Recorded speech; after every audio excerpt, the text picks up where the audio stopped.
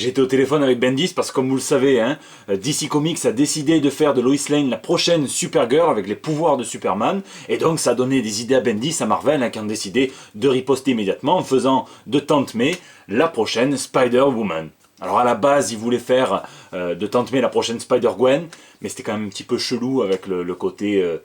Enfin, vous avez compris quoi, c'était chelou quoi. Allez, j'arrête d'exciter la frange la plus gérontophile de mes abonnés. D'ailleurs, je leur fais un petit coucou à tous les gérontophiles. Et tout de suite, c'est les news de la semaine.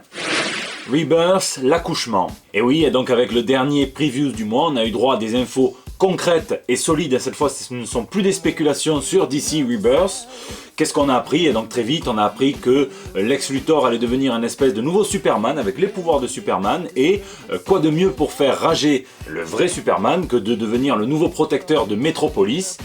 Bon, ça on va voir jusqu'à quand hein, ça va tenir, parce qu'on sait très bien que les chauves, on peut pas leur faire confiance.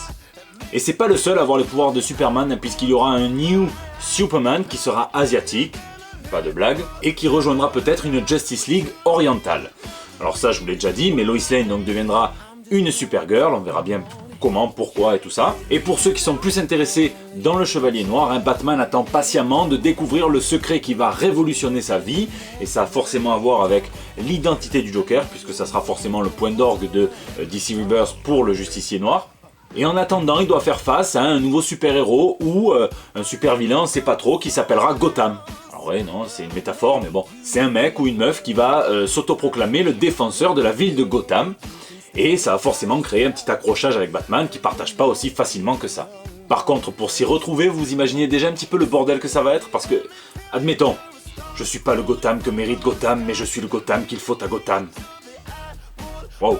Dans le reste de l'actualité, un nouveau membre va rejoindre la Suicide Squad, hein, et ça se joue entre 3 personnes, donc soit le général Zod, soit Doomsday, soit Mr. Mxyzptlk, donc celui dont on n'arrive jamais à prononcer le nom quand on le voit écrit. Donc dites-moi sur qui vous misez, hein. Moi peut-être que sur Doomsday, le général Zod, comme il y a eu les deux dans le film, pourquoi pas, hein, à voir. Cyborg qui fait face à une erreur 404, eh bien mon pote, ça te rendra un petit peu plus humain, hein, un petit peu comme nous tous, les pauvres mortels internet. Il manque plus qu'on t'installe Windows, toi, et tu deviens complètement mortel, tu te mettras à notre niveau, ce sera pas plus mal. Hein. Non, blague à part, en fait il s'agit d'un crash dans son système qui va déplacer le curseur entre l'humain et la machine et le laisser peut-être plus mort que vivant à l'intérieur, donc on verra bien. Comme vous l'aurez compris, DC Rebirth commence à peine à se dévoiler et ça risque de s'accentuer dans les semaines à venir. Marvel massacre Stan Lee. N'ayez pas peur, il va bien, c'est une métaphore, hein.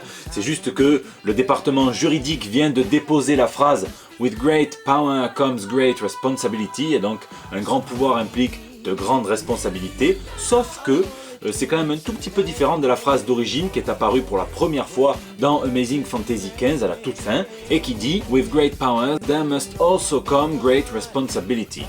Alors tandis que je vous entends déjà tous crier « On s'en bat les couilles !» je voudrais quand même attirer votre attention sur comment la contrefaçon pousse à ce genre de phénomène, puisqu'en fait c'est une phrase qui apparaissait sur des t-shirts non licenciés Marvel qui étaient vendus dans des pays étrangers. Donc du coup, ce dépôt de brevet donc sur une phrase comme celle-là tombe à pic pour Marvel, pour le département juridique et le département marketing qui pourra tomber sur les petits marchands indiens qui essayent de se faire du beurre sur le dos de la compagnie. Eh oui.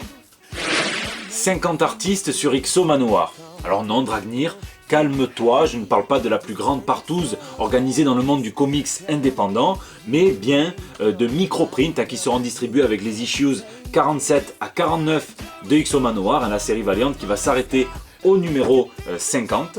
Espérons que BizComics, le nouvel éditeur de Valiant en France, puisse faire quelque chose sur ce genre d'événement, si jamais c'est dans leur giron, puisque c'est toujours le genre d'initiative que nous, en France, on peut voir de loin sans jamais arriver à les toucher du doigt. Donc bon.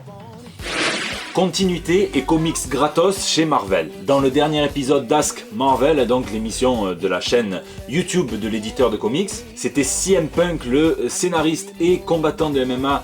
Donc en ce moment il écrit la série Drax qui était interviewé et il a donné de drôles de réponses. Par exemple, à la question « Comment peut-on maintenir la continuité et quelles recherches sont faites avant d'écrire dans ce but ?», il répond « Tous ceux qui vous diront le contraire vous mentiront.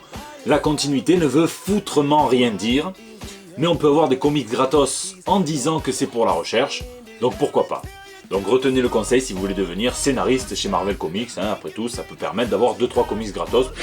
Une petite annonce avant de terminer ce JT, je vous rappelle que ce week-end a lieu l'événement comics de l'année. Je parle évidemment du festival des Calanques et des Bulles sur le Vieux-Port à Marseille. PCE ? Je connais pas. Ça permet aux sudistes qui ne peuvent pas se rendre à la capitale ce week-end d'assister à leur petite Comic-Con à eux, donc avec des conférences, des matchs d'impro dessinés et des rencontres et des dédicaces avec des dessinateurs de comics comme Marco Santucci, John Higgins ou encore Francesco Mattina, donc je vous donne rendez-vous là-bas.